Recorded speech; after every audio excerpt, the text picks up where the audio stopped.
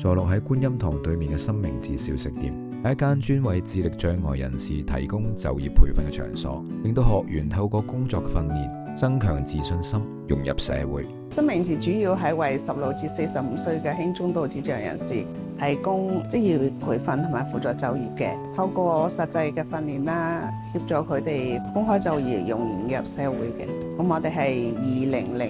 2002年成立嘅，最初嗰時咧，大眾都唔係好接受殘疾人士咧做食物啦。之後咧，即係經過多年嘅努力啦，到而家咧都得到客人嘅支持。主要係提升佢哋嘅自信心啦、責任感啦、社交能力同埋溝通能力啦，掌握社會上面嘅一啲資源啦，令佢哋更好咁樣融入社會。學員透過訓練可以發揮所長，喺服務客人嘅同時，亦都感受到滿足感。好開心咁樣係啦，送外賣啦，沖咖啡奶茶啦，幫你掃地啦，跟住就送文件啦。新明治小食店由2002年營運到依家，已經24載啦，慢慢被大眾接納，仲收穫咗唔少市民嘅支持添。